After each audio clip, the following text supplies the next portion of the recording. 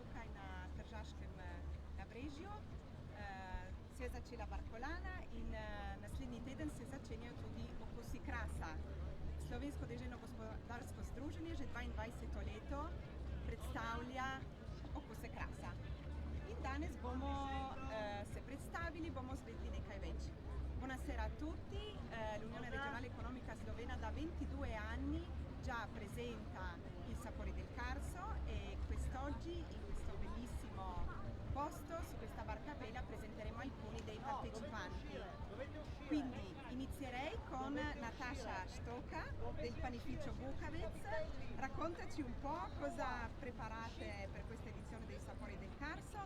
Povej nam kaj boste danes oziroma v naslednjih mesecih predstavili in tudi kaj si danes prinesla dobrega. Prosim. Dobar večer, buonasera a tutti. Noi è già da 20 anni che partecipiamo ai Sapori del Carso e ogni anno la nostra offerta in questo periodo si arricchisce con dei nuovi prodotti, nuovi tipi di pane, nuove ricette, nuovi ingredienti e così ogni anno facciamo qualche tipo di pane in più. E ci sono dei tipi di pane che riproponiamo ogni anno, tipo pane con le noci, con la zucca, col farro, con il mais e quest'anno invece facciamo il pane che è fatto con la farina di un'azienda del Carso, l'azienda Suz di Borgo Grotta Gigante. E questo pane è molto buono perché si presenta con una crosta croccante e morbido e anche si conserva bene. E invece parliamo anche di frittoli con l'anima. Sì, assolutamente, anche perché i Sapori del Carso, Okusi krasa, si concludono poi con San Martino, che a Prosecco sono una tradizione unica e speciale, quindi sì.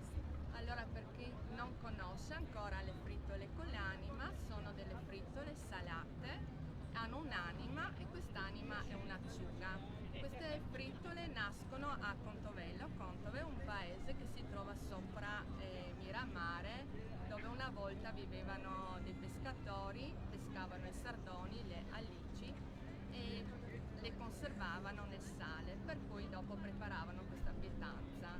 E sono fatte con una pasta molto semplice, lievitata con farina, lievito, acqua, un po' di grappa e noi mettiamo dopo un po' di uovo, un po' di latte e quando si forma questo impasto in una terrina deve risultare molto tenero perché dopo si lavora col cucchiaio, si forma una palina e si inserisce l'acciuga, che sarebbe l'anima, e si frigge nell'olio bollente. E questo è il risultato. Meraviglioso. Grazie Natasha. E da Prosecco andiamo direttamente verso Bagnoli invece ad assaggiare un po' di salmone con l'azienda agricola Azovec. Ci racconti un po' Leonard i vostri prodotti e la vostra azienda. Buonasera a tutti. Noi siamo un'azienda agricola un pochettino atipica, nel senso non abbiamo maiale, non abbiamo mucche, abbiamo pesce, perché già da più di 40 anni la nostra attività principale è l'allevamento di pesce. Mio papà ha cominciato con l'allevare la trota marmorata e poi passare al salmerino per poi arrivare al salmone ma anche ad altri pesci.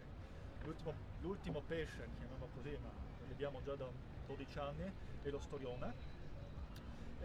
Oltre all'allevamento abbiamo anche la parte dell'agriturismo dove appunto proponiamo tutti i nostri prodotti, ovvero sia la parte di campagna, quindi qualche verdura dell'orto. Abbiamo anche la campagna del nostro orzo, facciamo maltare e produciamo la nostra birra. E il salmone preparato in varie maniere, sia preparazioni fredde, tra cui mantecato, affumicato, che ho portato anche oggi, vari tipi di marinature, che appunto possono cambiare un pochettino, e anche alcuni caldi, e anche un piccolo assaggio appunto dello storione. Raccontaci un po' anche come lavorate in azienda, insomma. L'azienda praticamente è un'azienda a conduzione familiare, noi della famiglia, dopo logicamente per l'agriturismo prendiamo anche altre persone perché tutto non si riesce a fare. Cerchiamo di fare le cose nella maniera più bene possibile. devo dire che anche le persone apprezzano il nostro sforzo, nel senso che tante persone che magari prima non mangiano il salmone provano il nostro e dicono è diverso, si sente qualcosa di diverso, magari tornano, portano amici, il passaparola, Assolutamente, un prodotto di altissima qualità direi. Grazie e passiamo adesso a qualche ristorante direi. Davide, ciao! Dai, dici qualche parola della vostra locanda carsica crocevia, contemporanea, un po' nascosta, Santa Croce, e ci racconti magari anche cosa avete preparato, cosa preparerete per il menù dei sapori. Allora, io sono Davide, sono lo chef del ristorante Trattoria Locanda Carsica, abbiamo tante denominazioni, però diciamo che ci piace essere definiti come un posto particolare dove poter trovare dei sapori magari del territorio rivisitati in una chiave un pochettino più moderna. Noi come ristorante abbiamo l'obiettivo di cercare di esaltare al massimo le materie prime che utilizziamo e quindi proprio settimana prossima inizieremo a proporre il menù autunno-inverno. Per la prima volta creeremo anche un menù degustazione nel quale fare un percorso di diversi piatti all'interno del nostro menù e in più abbiamo molti piatti nei quali la materia prima viene riutilizzata in diversi modi, quindi cerchiamo da una singola materia prima di creare diverse cose in modo da poterla sfruttare al 100% per evitare sprechi, per evitare comunque di buttare via e di riuscire a creare anche qualcosa che non ci si aspettava prima da un qualcosa che magari si scartava. Esatto, infatti siete proprio in linea col tema di quest'anno che è proprio il recupero in cucina, Esatto. cercando Perché di usare tutto l'ingrediente, no? sì, perché comunque il recupero è una cosa positiva sotto tanti punti di vista, dal punto di vista della natura, dal punto di vista del portafoglio, perché ovviamente recuperare vuol dire non buttare via, quindi vuol dire anche riuscire a sfruttare al massimo le materie prime e tutto.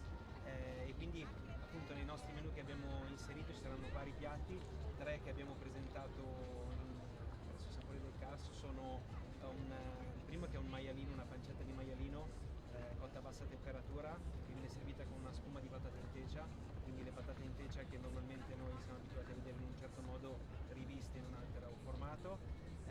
Faremo uno struccolo in strazza come si fa tradizionalmente però ripieno di zucca con dei condimenti magari un po' più tipici della mia provenienza perché sono lombardo, quindi metteremo delle gorgonzola, degli amaretti, della pancetta, quindi sono anche influenze di questo tipo, per terminare con un dolce che abbiamo creato che si chiama appunto Pietro del Carso, è un dolce nel quale vengono ricreate delle finte pietre che verranno adagiate su un pan di Spagna al terrano e contornate delle more, quindi anche lì cerchiamo di creare un qualcosa.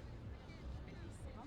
Spero che vi sia piaciuto questo menù e sicuramente penso che andrete alla ricerca di questo posto, di questa locanda che tra l'altro ha anche un giardino Sì, molto bello, oltre alla sala interna nel quale vi è un pozzo, un vero pozzo all'interno della sala che è molto suggestivo, poi ovviamente abbiamo tutta la parte esterna che adesso in tutta la stagione estiva è stata presa d'assalto tutti i giorni dai nostri clienti perché si crea proprio un bel clima di borgo, essendo appunto un pochettino nascosto ma una volta scoperto diciamo che è proprio un bel piacevole posto dove stare, dove ritagliarsi la tranquillità. Anche sul Carso. Sicuramente. Grazie Davide. Grazie mille a voi. E passiamo invece un po' sul Carso, un po' in città. Erwin Mesgetz, ci racconterai un po' di tutte queste delizie che hai portato, che hai scoperto un po' sul Carso, dell'azienda agricola Schutz e poi ci racconti un po' anche del fornello di Cavana, no? Quando parliamo di prodotti carsici bisogna ricordare che io sono stato anni 90 il primo a Trieste che aveva tutti i vini, tutto il miele, tutti i salumi, tutti i formaggi e soprattutto anche l'olio di Sant'Olivo. E qui Fabrizio presente lo sa perché quando era piccolo veniva nel mio negozio. E in questo momento, dopo aver un'esperienza nel mio negozio che l'ho venduto 6 anni fa, avevo l'esperienza di 3 anni che avevo in un ristorante come gestore sul Carso. In questo momento sto dando una mano al mio amico Edi al ristorante Fornel in Cavana, una storia di pesce povero con prezzi anche competitivi. Vorrei anche ricordare una cosa, che quando si parla del Carso si dimentica il pesce, il mare. Però bisogna ricordare che due paesi sul Carso, cioè Contorello e Santa Croce, fino a 100 anni fa gli abitanti vivevano di pesca. Allora uno può dire cosa fa oggi il pesce in questi consumi. E così, è una storia vecchia. E poi ho portato dei taglieri di salumi e di formaggi dell'azienda agricola Suz, che oggi mi pare, basta vedere, è un emergente, perché da quando ha preso in mano la figlia Erika hanno fatto un bel salto di qualità. Qui prima la Natasha ha parlato della farina con cui si fa il pane, oltre ai salumi, oltre ai formaggi hanno il latte fresco, vendono ortaggi, vendono verdura, hanno un buonissimo vino e soprattutto quest'anno hanno fatto anche la birra, sempre fatta in casa. La terzo azienda agricola è qui, praticamente Settimi, il famoso miele di Marasca. Ricordiamo che nel 2005 è stato premiato come miglior miele d'Italia e da quella volta in avanti ha preso un sacco e mezzo di premi. Quest'anno è anche nel presidio Slow Food e bisogna dire che la Marasca, che adesso è diventata famosa proprio perché Settimi ha sempre lavorato bene.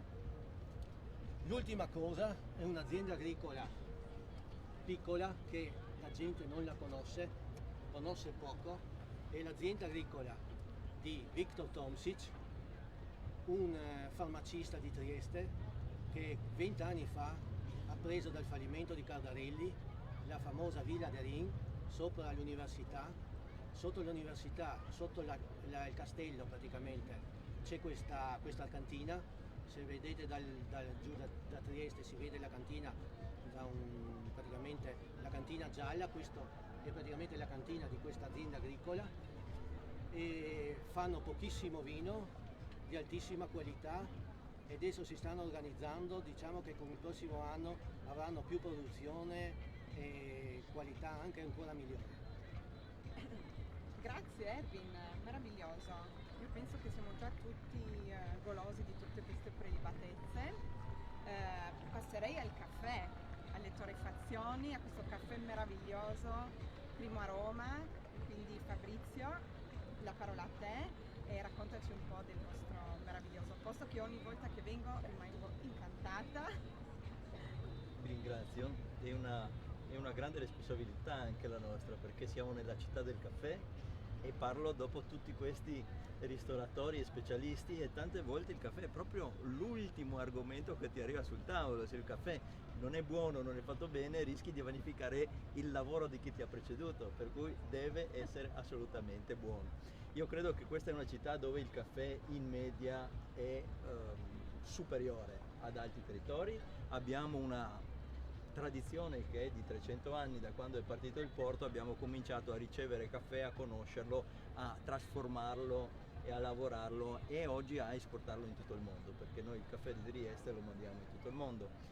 Io parlo come Primo Aroma, ma parlo anche come Associazione Caffè Trieste. L'Associazione Caffè Trieste è un'associazione che parte nel 1891 ed è ancora vigorosa. Questo significa che è un'associazione tra aziende che vedono anche nella collaborazione, nell'associazionismo, in questa lunga filiera della città di Trieste, un senso nella ricerca della qualità del proprio lavoro e di quella piccola tazzina di caffè che ci troviamo sul tavolo. Ottobre per tutti noi è un mese molto impegnativo perché comincia con la giornata internazionale del caffè. Il 1° ottobre abbiamo cominciato nel weekend il 30 di settembre già uno di questi appuntamenti, dove alcune torrefazioni, alcune aziende di caffè si sono presentate al grande pubblico.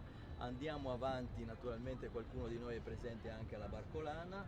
È un mese che per la mia azienda, ma anche per i miei 2 colleghi di Sgonico, perché nel comune di Sgonico siamo in 3 torrefazioni su 1800 abitanti, è un mese pieno di visite turistiche. Abbiamo gruppi turistici, perché se nel Coglio vai a vedere la cantina o a San Daniele vuoi vedere il prosciuttificio, a Trieste vuoi vedere la torrefazione. E concluderemo il mese con il Trieste Coffee Festival, 29, 30, cioè domenica e lunedì ultimi di ottobre abbiamo le porte aperte, tutta una serie di aziende fanno vedere come lavorano, come lavoriamo, e i primi giorni di novembre, il 3, il 4 e il 5 di novembre, saremo un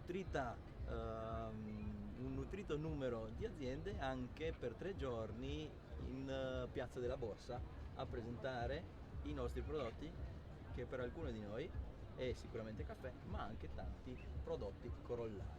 Venite a trovarci anche lì. Molto bene, quindi dopo i sapori del Carso, anzi nel mentre dei sapori del Carso avremo anche la possibilità di conoscere meglio il caffè.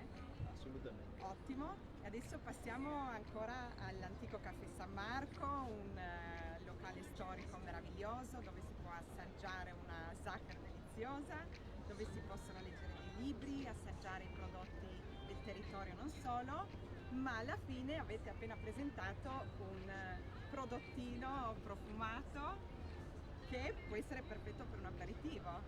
È perfetto per l'aperitivo, come vedete si chiama vermouth con la W perché abbiamo studiato il vermouth e tutti quanti pensano che sia piemontese, diciamo di origine piemontese. Invece la storia è che il duca di Chiablese, piemontese di Savoia, era primo cugino di Francesco Giuseppe, il quale riceveva in dono dal duca cioccolato, tartufi e formaggi dal Piemonte, come sappiamo molto noti. E invece lui regalava il vermouth vin, che sarebbe il vino aromatizzato a base artemisia, quindi usiamo appunto le spezie del Carso, le spezie del territorio. E eravamo in vacanza io e Eugenia e abbiamo visto in Spagna che c'era moda delle vermuterie, ho detto perché non facciamo anche noi, e l'abbiamo chiesto a Paolo, gentilissimo, poi un amico di Pio e Max, di farci il vermouth. Abbiamo messo un po' di caffè dentro, c'è un sentore di caffè perfetto per fare i drink, il Manhattan o l'americano in particolare, dei toni molto più amari, più amarognoli così, è piacevolissimo, la storia è simpatica e come dice Fabrizio, dopo, alla fine di tutto, dopo il caffè bisogna bere l'ammazza caffè e quindi noi presentiamo questo nostro ammazza caffè. Perfetto, quindi si può utilizzare come aperitivo, degustare come aperitivo, ma anche come digestivo. La nostra idea è di berlo alle 5 del pomeriggio, come fanno in Benissimo. Piemonte, al posto del tè, bere il vermouth. Vi offro un bicchiere, siamo tardi, bisogna già bere. Ottimo. Non farà Io male dopo un'ora e mezza di ritardo. Io vi ringrazio, ringrazio tutti e vi invito ad assaggiare tutti questi prodotti meravigliosi per l'evento Sapori del Carso dal 14 di ottobre al 12 di novembre, per concludere poi anche a San Martino a Prosecco. Najlepša hvala vsem in dobra Barcolana, buona Barcolana a tutti, buon vento a tutti. Buon vento. Ciao.